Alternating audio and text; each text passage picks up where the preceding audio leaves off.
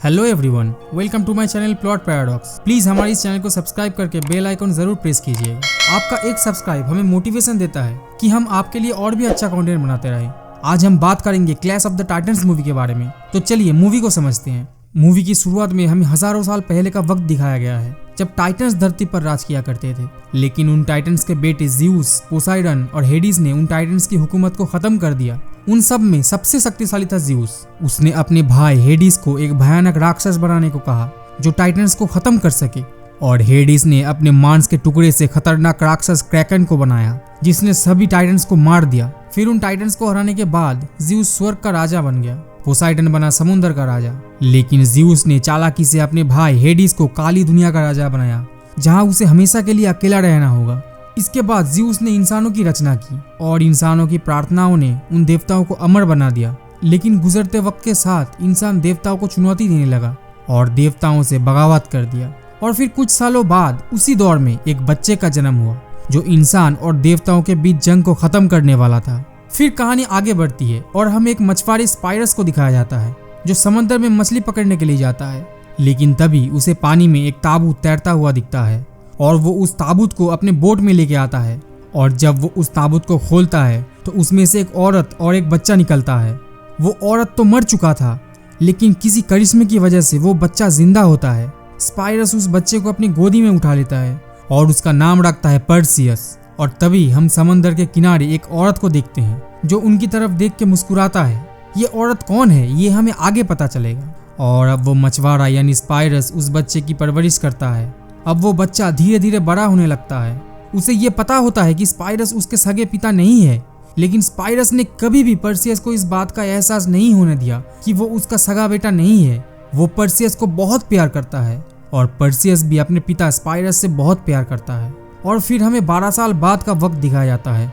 अब पर्सियस बहुत बड़ा हो गया है। उसका परिवार समंदर में मछली पकड़ने के लिए जाता है लेकिन उन्हें कोई भी मछली नहीं मिलती और पिछले कई दिनों से ऐसा ही चल रहा है। इसीलिए स्पाइरस अब गुस्से में आकर देवताओं को भला बुरा कहने लगता है। वो कहते हैं कि देवता इंसानों के साथ नाइंसाफी कर रहे हैं, एक दिन किसी को उनके खिलाफ खड़ा होना पड़ेगा। दरअसल इसी दौर में किसी इंसान ने देवताओं के ऐसे ही अत्याचार से तंग आकर देवताओं के खिलाफ बगावत कर दिया। इसीलिए अब सभी देवता इंसानों के ऊपर बहुत नाराज हैं। इसीलिए वो इंसानों को अलग अलग तरीके से सबक सिखाते हैं, कभी तूफान, कभी बारिश और कभी प्लेग के जरिए। और तब से अब तक इंसानों और देवताओं के बीच युद्ध चलता आ रहा है। लेकिन स्पाइरस की पत्नी अब भी देवताओं को बहुत मानती है, इसीलिए वो ज़्यूस से प्रार्थना करती है। और अगले सीन में हमें पर्सियस और उसके परिवार को दिखाया जाता है जो समंदर में मछली पकड़ने के लिए जाते हैं और उन्हें ज़्यूस का एक बहुत बड़ा मूर्ति दिखता है। लेकिन तभी कुछ इंसान उस मूर्ति को तोड़ देते हैं। लेकिन तभी अचानक समंदर से कुछ खतरनाक उड़ने वाले प्राणी बाहर निकलते हैं। वो उन इंसानों को मार देते हैं और तभी वो प्राणी एक साथ मिल जाते हैं। और तब हम देखते हैं कि वो दरअसल काली दुनिया का देवता हेडिस है। उसे पर्सियस का नाव भी दिख जाता है और वो उनके नाव पर हमला कर देता है और वो नाव पूरी तरह से टूटकर पानी में गिर जाता है। इस हमले से पर्सियस का पूरा परिवार पानी में डूबकर मर जाता है, लेकिन पर्सियस बच जाता है। अब स्वर्ग में हमें देवताओं को दिखाया जाता है और हम ज़्यूस को देखते हैं। वो इंसानों पर बहुत नाराज हैं और तभी वहां पर हेडिस आता है। वो ज़्यूस को इंसानों के खिलाफ और भी भड़काने लगता है। वो कहता है कि इंसानों को मेरे ऊपर छोड़ दीजिए, वो डर से कांप उठेंगे और फिर से हमसे प्रार्थना करेंगे। अब ज़्यूस उनके बातों में आ जाते हैं और वो हेडिस से कहते हैं तुम्हें जो करना है करो। दरअसल हेडिस काली दुनिया का राजा है। इंसान जितना डरेगा, उन्हें जितना तकलीफ होगा और वो जितने भी बुरे काम करेंगे उससे हेडिस और भी ताकतवर बन जाएगा। और ये उसका एक प्लान होता है। हेडिस जितना इंसानों के ऊपर अत्याचार करेगा, इंसान उतने ही देवताओं के ऊपर नाराज होंगे और इससे सभी देवता कमजोर हो जाएंगे, क्योंकि इंसानों के प्रार्थना और प्यार से ही देवताओं को ताकत मिलता है। लेकिन हेडिस और भी शक्तिशाली हो जाएगा क्योंकि उसे इंसानों के डर और तकलीफ से ताकत मिलता है। फिर हमें धरती पर पर्सियस को दिखाया जाता है जिसे कुछ इंसानों ने बचाया होता है और उसे आर्गस राज्य में लाया जाता है। दरअसल आर्गस के आदमियों ने ही ज़्यूस की मूर्ति को तोड़ा था। हेडिस ने उनके कुछ साथियों को मार तो दिया लेकिन कुछ लोग जिंदा बच गए। और फिर पर्सियस को आर्गस के राजा के सामने लाया जाता है जिसका नाम होता है खेपियस। वो अपने आप को देवता से भी बड़ा मानते हैं। उनका एक बेटी है जिसका नाम है एंड्रोमिडा। वो अपने पिता यानी खेपियस के खिलाफ है। वो देवताओं को गुस्सा दिलाना नहीं चाहती क्योंकि वो जानती है इससे देवता और भी नाराज हो जाएंगे और उनके ऊपर और भी कहर बरसाएंगे। इसीलिए वो अपने पिता और अपने माँ कैसियोफिया को समझाती है, लेकिन उसकी माँ उसकी कोई भी बात नहीं सुनती, बल्कि सभी लोगों को उल्टा ये बोलती है कि देखिए मेरी बेटी को, ये कितनी खूबसूरत है, ये एफ्रोडाइट यानी सुंदरता की देवी से भी खूबसूरत है, हम लोग देवताओं से भी ऊपर हैं। लेकिन तभी उनके ये बोलते ही हेडिस वहां पर हमला कर देता है। उसके हमले से सभी सैनिक मारे जाते हैं सिवाय पर्सियस के, और तभी उसे पता चलता है कि पर्सियस कोई आम इंसान नहीं है। फिर वो खेपियस और कैसियोफिया के पास जाता है और उन्हें कहता है कि तुम लोग देवताओं के नाखून के मैल के बराबर भी नहीं हो, तुमने देवताओं का बहुत अपमान किया है। वो कैसियोफिया के बदतमीजी के लिए उसे बूढ़ी बना देती है और कहता है तुमने अपनी बेटी की तुलना एक देवी से किया, इसीलिए 10 दिन बाद सूर्य ग्रहण के दिन मैं क्रैकन को तुम्हारे राज्य पर भेजूंगा और वो इस पूरे राज्य को खत्म कर देगा, साथ ही सभी आर्गस वासियों को। सिर्फ एक ही चीज तुम्हारे राज्य को बचा सकता है, अगर क्रैकन को एंड्रोमेडा की बलि दी जाए तो सिर्फ और सिर्फ उसके खून से ही क्रैकन शांत होगा। ये मेरा नहीं, ज़्यूस का फैसला है। यानी कि वो इंसानों को ज़्यूस के खिलाफ भड़काता है और वो जाते जाते पर्सियस से कहता है ये तुम्हारे अपने पिता का फैसला है। और यहाँ हमें पता चलता है कि पर्सियस का असली पिता है ज़्यूस, यानी कि वो एक देवता का बेटा है, इसीलिए उसके ऊपर हेडिस के हमले का कोई भी असर नहीं हुआ था। और उधर एक देवता ज़्यूस को पर्सियस के बारे में बताता है। वो देवता ज़्यूस से कहता है कि क्या पर्सियस को यहाँ पर लाना चाहिए। ज़्यूस कहता है कि नहीं, उसने मुझसे कोई भी प्रार्थना नहीं की और उसे मेरे बारे में कुछ भी नहीं पता, उसके साथ भी वही होगा जो बाकी के आर्गस वासियों के साथ होगा। और अब इधर आर्गस में सब लोग पर्सियस को पकड़ लेते हैं, क्योंकि उन्होंने भी सुन लिया था कि वो ज़्यूस का बेटा है। वो उससे पूछताछ करते हैं कि तुम्हें यहाँ पर किसने भेजा, तुम क्या चाहते हो। लेकिन पर्सियस कहता है कि मुझे कुछ भी नहीं पता, मैं कोई देवमानव नहीं हूँ। लेकिन आर्गस के राजा खेपियस उससे मदद मांगते हैं कि अगर तुम ज़्यूस के बेटे हो तो तुम्हें हम लोगों को बचाना होगा, सिर्फ तुम ही हो जो हमें बचा सकते हो। लेकिन पर्सियस कहता है कि मैं कोई देवमानव नहीं हूँ, मैं बस एक आम इंसान हूँ। और फिर इसके बाद उसे कैद कर लिया जाता है। अब यहाँ उससे एक औरत मिलने आती है। ये वही औरत है जिसे हमने मूवी के शुरुआत में समंदर किनारे देखा था। वो पर्सियस से कहती है कि मेरा नाम आयो है, मैंने ही तुम्हें मछुआरों तक पहुंचाया था और तब से अब तक मैं तुम्हारे ऊपर निगरानी कर रही हूँ। पर अजीब बात तो ये है कि तब से अब तक उस औरत की उम्र बढ़ी ही नहीं, यानी कि वो तब भी वैसे ही थी जैसे अब है। इसीलिए पर्सियस उससे पूछता है कि क्या तुम कोई देवी हो। आयो कहती है कि कुछ है देवता और कुछ है इंसान और एक है हम लोग जो इन दोनों के बीच हैं। मैंने एक देवता को ठुकराया था, इसीलिए मुझे अमर जीवन का श्राप मिला है। पर्सियस कहता है कि ये तो कोई श्राप नहीं हुआ। आयो कहती है कि मैं बरसों से अपने आंखों के सामने मेरे अपनों को मरते हुए देख रही हूँ, ये श्राप नहीं तो और क्या है। पर्सियस उससे पूछता है कि क्या मैं सच में ज़्यूस का बेटा हूँ। आयो कहती है कि हाँ, तुम ज़्यूस के बेटे हो। एक वक्त था जब इंसान देवताओं के लिए खिलौनों की तरह थे, इसीलिए एक दिन एक आदमी अक्रीसियस ने देवताओं के खिलाफ विरोध कर दिया। सभी देवता उसे मारना चाहते थे, लेकिन ज़्यूस को इंसानों से प्यार था। वो इंसानों को मारना नहीं चाहते थे, लेकिन वो अक्रीसियस को सबक सिखाना चाहते थे। इसीलिए एक दिन ज़्यूस अक्रीसियस का रूप धारण करके उसकी पत्नी के कमरे में जाता है और उससे संबंध बनाता है। और ये सब होते हुए अक्रीसियस देख लेता है और उसी वक्त अक्रीसियस के पत्नी का एक बच्चा होता है जो ज़्यूस का बेटा होता है। ये देखकर अक्रीसियस गुस्से से पागल हो जाता है और उसी वक्त उसकी पत्नी और उस बच्चे को एक ताबूत में बंद करके समंदर में फेंक देता है। उसकी पत्नी तो मर जाती है, लेकिन वो बच्चा बच जाता है, क्योंकि वो आधा देवता और आधा इंसान था। वो बच्चा तुम हो पर्सियस, और तब से मैं तुम्हारे ऊपर निगरानी कर रही हूँ। तुम देवताओं के जुल्म को खत्म करने के लिए पैदा हुए हो और उस शक्तिशाली क्रैकन को मारने के लिए भी। लेकिन पर्सियस कहता है कि मुझे बाकी देवताओं से कोई भी मतलब नहीं, मैं बस हेडिस को मारना चाहता हूँ जिसने मेरे पूरे परिवार को मार दिया। आयो कहती है कि अगर तुमने क्रैकन को मार दिया तो हेडिस बहुत कमजोर हो जाएगा और तभी तुम उसे हरा सकते हो। इसीलिए पर्सियस क्रैकन को मारने के लिए राजी हो जाता है और इसीलिए पर्सियस को आजाद कर दिया जाता है। फिर आयो आर्गस के सेनापति ड्रैको से बात करती है कि क्रैकन को कैसे मारना है ये सिर्फ स्टिजियन के डायन ही बता सकते हैं। लेकिन ड्रैको कहता है कि वो डायन इतनी दूर है कि कोई इंसान वहां तक नहीं पहुंच सकता। लेकिन आयो कहती है कि पर्सियस एक आधा इंसान और आधा देवता है, वो ये कर सकता है। और फिर पर्सियस, आयो और ड्रैको अपने कई सारे योद्धाओं को लेकर स्टिजियन के लिए निकल जाते हैं ताकि वो जान सके कि क्रैकन को कैसे मारना है। जब वो लोग निकलते हैं तब आर्गस के आम आदमी उन्हें रोकते हैं ताकि वो लोग क्रैकन को मारने के लिए ना जाएं, क्योंकि वो लोग देवताओं से बहुत डरते हैं। लेकिन आर्गस के राजा के हुक्म से उन्हें जाना होगा ताकि वो लोग क्रैकन को मार के राजा की बेटी यानी एंड्रोमेडा को बचा सके।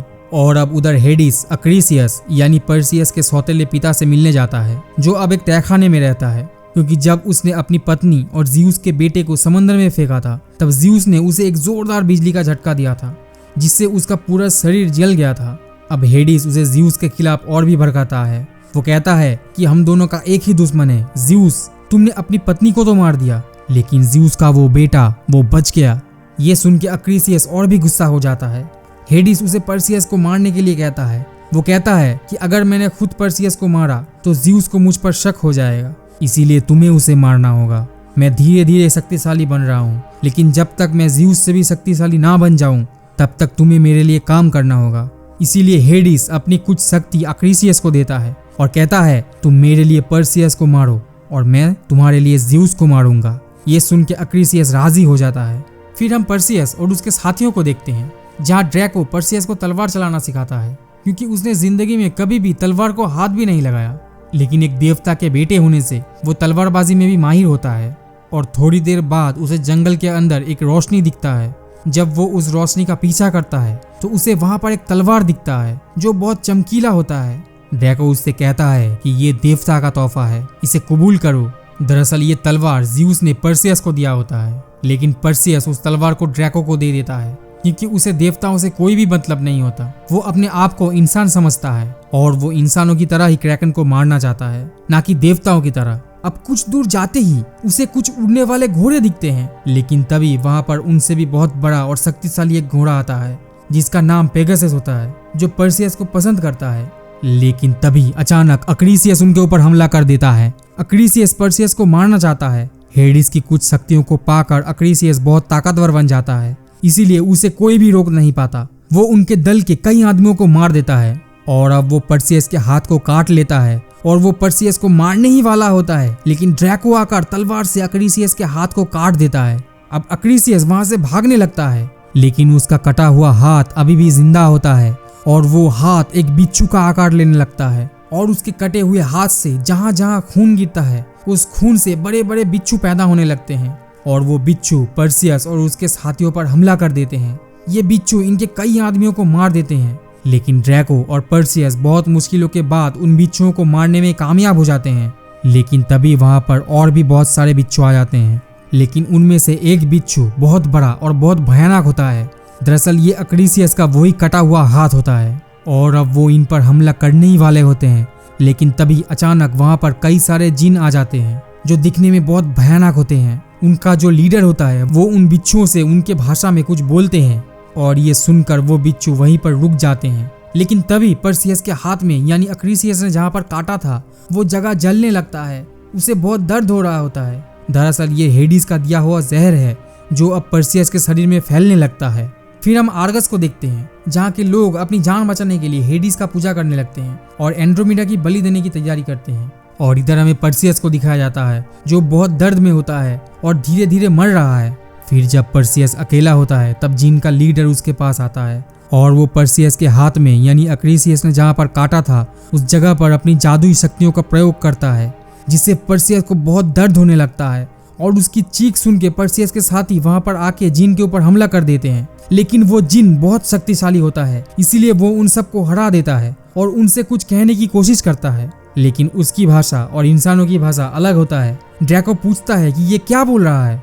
आयो को जिन की भाषा आती है। आयो कहती है ये बोल रहा है कि ये जिन कई सालों से उसका इंतजार कर रहे हैं जो इन्हें देवताओं से आजाद करवाएगा, और इन्हें लगता है कि वो और कोई नहीं बल्कि पर्सियस है। और वो ये भी कहता है कि हमें मिलकर काम करना चाहिए। और तभी वहां पर पर्सियस आ जाता है जो कि अब बिल्कुल ठीक हो चुका है। दरअसल वो जिन अपनी शक्तियों से पर्सियस को ठीक कर रहा था, लेकिन सब लोग समझ रहे थे कि वो पर्सियस को मारने की कोशिश कर रहा था। लेकिन अब पर्सियस भी कहता है कि हम सबको मिलकर काम करना चाहिए। और अब वो जिन अपनी शक्ति से उन बिच्छुओं को काबू कर लेते हैं और उन पर सवारी करते हैं और आगे जाने के लिए उनका इस्तेमाल करते हैं। और अब पर्सियस और उसके साथी भी उन बिच्छुओं की सवारी करते हैं ताकि वो लोग जल्द से जल्द स्टिजियन तक पहुंच सके, क्योंकि स्टिजियन अब भी बहुत दूर है और ग्रहण का दिन भी नजदीक आ रहा है जब क्रैकन आर्गस पर हमला करेगा। इससे पहले उन्हें विन विचेस तक पहुंचना होगा ताकि वो लोग जान सके कि क्रैकन को कैसे मारना है। और अब 2 दिनों के सफर के बाद वो लोग आखिरकार स्टिजियन तक पहुंच जाते हैं और अब वो उन डायनों से मिलते हैं जो दिखने में बहुत भयानक होते हैं। 3 भयंकर और रहस्यमयी शक्तियों वाली डायन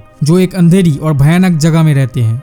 ये अंधे हैं लेकिन ये एक ही आंख का इस्तेमाल करते हैं। ये भविष्यवाणी करने की क्षमता रखते हैं, लेकिन इनके शब्दों में छुपी बातें अक्सर धोखेबाजी और डर को जन्म देती है। स्टिजियन के विचेस अपने ज्ञान के लिए जानी जाती हैं।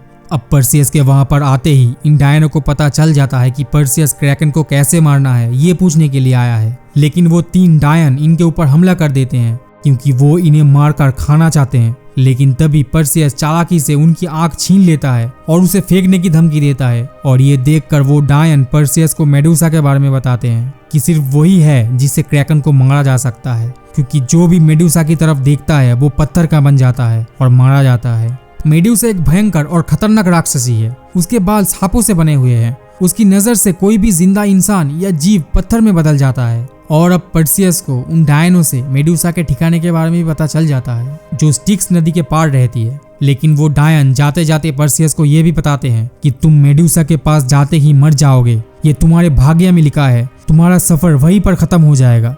लेकिन पर्सियस उनके बातों पर ध्यान नहीं देता और वहां से चला जाता है। और अब वो लोग मेडुसा को पकड़ने के लिए निकलते हैं, लेकिन कुछ जिन उनका साथ छोड़ देते हैं क्योंकि उन्हें लगता है कि डायनों की बात सही है और ये सब मरने वाले हैं। लेकिन उनका लीडर इनके साथ रह जाता है। और फिर जब पर्सियस अकेला होता है तब ज़्यूस यानी उसका पिता उससे मिलने आता है, क्योंकि ज़्यूस अपने बेटे पर्सियस की परवाह करता है और इस सफर में उसकी मदद करना चाहता है। ज़्यूस कहते हैं कि तुम मुझे अपना पिता कह सकते हो, लेकिन पर्सियस कहता है कि मेरे पिता एक मछुआरे थे और हेडिस ने उन्हें मार दिया। ये सुन के ज़्यूस कहते हैं कि डायनों की बात तुमने सुनी ना, तुम क्रैकन को भी नहीं मार सकते, हेडिस तो बहुत दूर की बात है। इसीलिए वो पर्सियस को स्वर्ग में जाकर एक देवता बनने का प्रस्ताव देते हैं, लेकिन पर्सियस मना कर देता है। वो कहता है कि मैं देवताओं की तरह जीने से इंसानों की तरह मरना पसंद करूंगा। और फिर वो वहां से जाने लगता है। इसीलिए ज़्यूस पर्सियस को रोकते हैं और एक खास तरह का सोने का सिक्का देते हैं और कहते हैं कि आगे का सफर बहुत महंगा है, इसे अपने पास रखो। और ज़्यूस वहां से चला जाता है। और अब डायनों की भविष्यवाणी सुन के कई लोग उनका साथ छोड़ देते हैं, लेकिन ड्रैको, जीन का लीडर, आयो और 3 लोग अब भी मेडुसा को मारने के सफर में पर्सियस का साथ देना चाहते हैं। आयो को रास्ता पता होता है, इसीलिए बाकी के बचे हुए लोग आगे के सफर में यानी स्टिक्स नदी तक जाने वाले रास्ते में निकल जाते हैं। और कई दिनों तक चलने के बाद वो लोग स्टिक्स नदी तक पहुंच जाते हैं, जो एक भयंकर जगह है। स्टिक्स नदी एक ऐसी अलौकिक और भूतिया नदी है जो जिंदा दुनिया और मृत्यु लोक के बीच की सीमा है। ये एक स्थापित नदी है जहाँ हर जगह सिर्फ अंधेरा ही अंधेरा है और हवा में मौत की खुशबू महसूस होती है। कहा जाता है कि ये नदी उन सब लोगों की आत्माओं से भरी हुई है जो कभी वापस नहीं आ सकते। जब पर्सियस और उसके साथी इस नदी के पास पहुंचते हैं तब हर तरफ एक खौफनाक खामोशी होता है, जैसे ये नदी खुद जिंदा हो और उन्हें देख रहा हो। स्टिक्स नदी की ठंडी लहरों में एक अजीब सी ऊर्जा है जो किसी भी इंसान के दिल में डर और बेचैनी भर देती है। इस नदी को पार करने के लिए एक भूतिया माझी खारोन का इंतजार होता है, एक भयानक प्राणी जो अपनी भूतिया नाव चलाकर आत्माओं को स्टिक्स नदी के पार ले जाता है। लेकिन उसे सिर्फ एक चीज चाहिए, सोने का सिक्का। इसीलिए वो इन्हें लेने नहीं आता। लेकिन जब जिनका लीडर पर्सियस को ज़्यूस का दिया हुआ उस सिक्के को नदी में फेंकता है, तभी अचानक नदी के बीच से आत्माओं के चिल्लाने और गुनगुनाहट की आवाज सुनाई देती है, जैसे नदी से कोई इनके तरफ आ रहा हो। और अचानक एक पुरानी और भूतिया नाव धुंध से बाहर निकलती है, जिसे 2 आत्मा खींच रहा होता है, जैसे कि ये नाव खुद मौत की दुनिया से इनकी तरफ आ रही हो। वो नाव धीरे धीरे उनके करीब आती है और उसके ऊपर एक डरावना रूप दिखाई देता है, यानी खारोन। खारोन की शक्ल देखते ही उनकी रूह कांप उठती है। एक कंकाल जिसके खोपड़ी के खिंचाव वाले चेहरे पर बस खामोशी छाई हुई है। और अब ना चाहते हुए भी उन्हें उस नाव में चढ़ना पड़ता है। और फिर इसके बाद आयो पर्सियस को ट्रेन करती है कि मेडुसा से कैसे लड़ना है, क्योंकि मेडुसा को देखते ही कोई भी पत्थर में बदल जाता है। इस ट्रेनिंग से पर्सियस को पता चलता है कि मेडुसा से कैसे लड़ना है। और इस सीन में हम ये भी देखते हैं कि अब आयो और पर्सियस एक दूसरे को पसंद करने लगे हैं। और फिर वो लोग मेडुसा के ठिकाने तक पहुंच जाते हैं। वो एक पुराना खंडर होता है और वहां पर कई पत्थर की मूर्तियां होती है, यानी कि एक वक्त पर ये सब जिंदा इंसान थे, लेकिन मेडुसा ने इन सब को पत्थर में बदल दिया। और अब मेडुसा तीर से इनके ऊपर हमला कर देती है, जिससे कि पर्सियस, जिन और सोलन नाम का एक बंदा नीचे गिर जाता है। पर्सियस और जिन की जान तो बच जाती है, लेकिन सोलन नीचे लावा में गिरकर मर जाता है। ड्रैको भी तीर से घायल हो जाता है और अब मेडुसा अचानक इक्सस नाम के एक बंदे के सामने आ जाता है और इक्सस उसे देखते ही पत्थर में बदल जाता है। और अब हम मेडुसा को देखते हैं, जिसकी आधी शरीर सांप की तरह और आधी इंसान की तरह होती है, लेकिन उसके माथे पर बाल नहीं बल्कि कई सारे सांप होते हैं, जो उसे बहुत भयानक और डरावना बनाती है। और अब यूसेबियस के सामने भी मेडुसा आ जाती है और उसे देखते ही यूसेबियस भी पत्थर में बदल जाता है और नीचे गिरकर टूट जाता है। और अब पर्सियस और जिन एक योजना बनाते हैं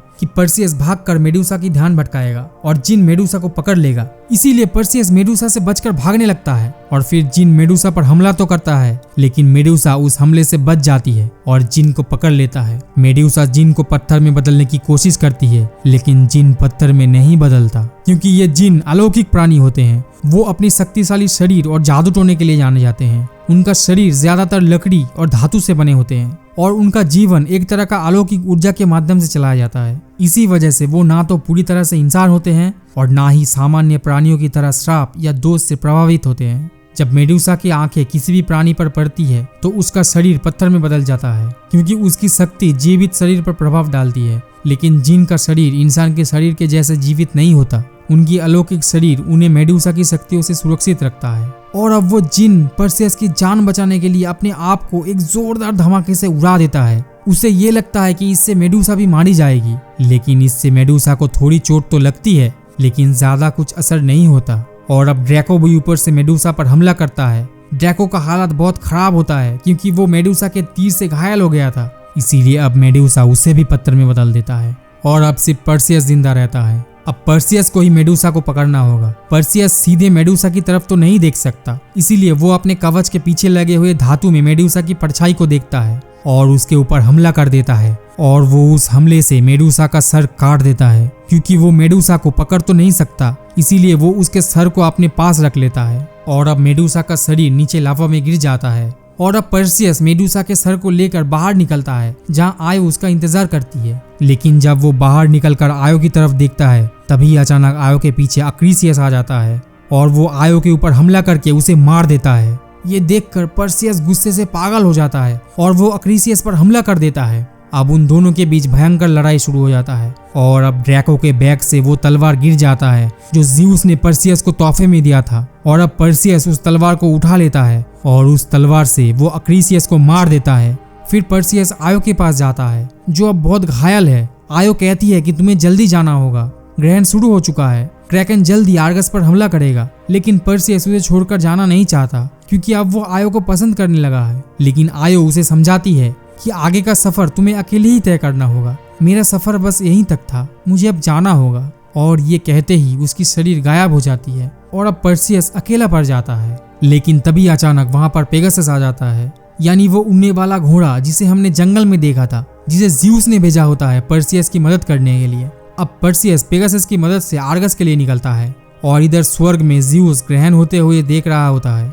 और तभी हेडिस वहां पर आता है और ज़्यूस की अनुमति से हेडिस खूंखार क्रैकन को आजाद कर देता है। और अब वो क्रैकन समंदर से बाहर निकलता है और पर्सियस भी आ रहा होता है। और अब आर्गस में एंड्रोमेडा की बलि देने की तैयारी हो रही है और उसे बांधकर क्रैकन के सामने लटका देते हैं। और अब क्रैकन के बड़े बड़े टेंटिकल्स पानी से बाहर निकलते हैं, जो आर्गस को बर्बाद कर रहा होता है। और इसका असर स्वर्ग यानी ओलंपस में भी होता है। वहां पर ज़्यूस के महल में सब कुछ टूटने लगता है और हेडिस अब अपनी असली रूप दिखाता है। वो ज़्यूस से कहता है, आर्गस तबाह हो रहा है, आपको लगा था कि क्रैकन आर्गस वासियों से आपके लिए प्रार्थना करवाएगा, लेकिन क्रैकन सिर्फ मेरी बात सुनता है और आर्गस वाले भी मेरी ही पूजा कर रहे हैं। और अब हेडिस ज़्यूस के ऊपर हमला कर देता है, जिससे ज़्यूस बहुत कमजोर हो जाता है, क्योंकि अब ज़्यूस से कोई भी प्रार्थना नहीं करता। लेकिन ज़्यूस कहता है कि शायद तुम भूल गए कि आर्गस में अभी एक आधा देवता जिंदा है।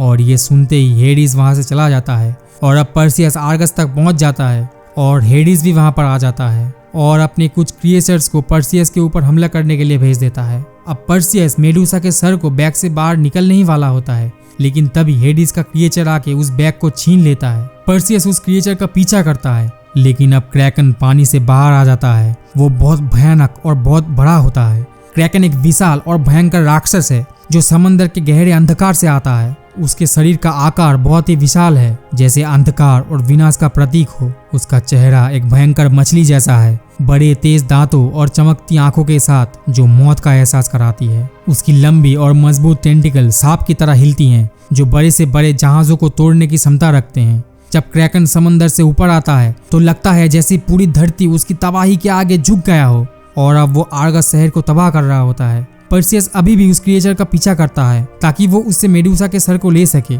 और कुछ दूर जाकर पर्सियस उस क्रिएचर को पकड़ लेता है और उससे मेडूसा का सर छूट जाता है, जिससे पर्सियस उठा लेता है। और अब वो क्रैकन एंड्रोमेडा को मारने ही वाला होता है, लेकिन तभी पर्सियस मेडूसा के सर को क्रैकन के सामने पकड़ता है और मेडूसा को देखते ही क्रैकन पत्थर में बदलने लगता है और कुछ ही देर में क्रैकन पूरा पत्थर में बदल जाता है। ये देख के हेडिस गुस्से में आ जाता है और पर्सियस को मारने के लिए आगे आता है, लेकिन पर्सियस अपने पिता यानी ज़्यूस के तलवार को ऊपर उठा लेता है। उस तलवार में ज़्यूस की शक्ति होती है और जब पर्सियस उस तलवार को हेडिस की तरफ फेंकता है तो उस तलवार के हमले से हेडिस वापस जमीन के अंदर चला जाता है। अब एंड्रोमेडा जो कि समंदर में गिर जाती है, पर्सियस उसे बचा लेता है और फिर इसके बाद एंड्रोमेडा पर्सियस को आर्गस के नए राजा बनने का प्रस्ताव देती है, क्योंकि राजा खेपियस क्रैकन के गिरने से मार जाते हैं। लेकिन पर्सियस मना कर देता है क्योंकि वो एक आम इंसान की तरह जिंदगी जीना चाहता है और इसीलिए वो पेगासस को लेकर वहां से चला जाता है और एक नए जिंदगी की शुरुआत करता है। और अब ज़्यूस पर्सियस के पास आता है और उसे शुक्रिया अदा करता है, लेकिन पर्सियस कहता है कि हेडिस बच गया।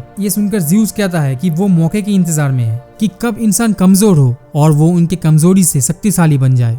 हेडिस को सिर्फ इंसान ही मौका दे सकते हैं, गुनाह करके आपस में लड़के। और वो ये भी कहते हैं कि मैं जानता हूँ कि तुम देवलोक में नहीं रहना चाहते, तुम भले ही देवता नहीं बनना चाहते, लेकिन तुमने इंसानों के लिए जो किया इससे तुम्हें लोग पूजेंगे। हमेशा इंसानों की भलाई करना, देवताओं से भी बेहतर। और पर्सियस की इंसानों की तरह जीने की चाह को देखकर ज़्यूस उसे एक बेहतरीन तोहफा देते हैं ताकि पर्सियस को हमेशा के लिए अकेला ना रहना पड़े। वो आयो को फिर से जिंदा कर देते हैं ताकि वो दोनों हमेशा के लिए एक साथ रह सके। और अब ये कहानी यहीं पर खत्म हो जाती है। तो दोस्तों, आपको ये कहानी कैसी लगी कमेंट करके जरूर बताइएगा और इस वीडियो को लाइक और शेयर जरूर करना और हमारे इस चैनल को सब्सक्राइब करना मत भूलना। Thanks for watching. अगले वीडियो में मिलते हैं। बाय।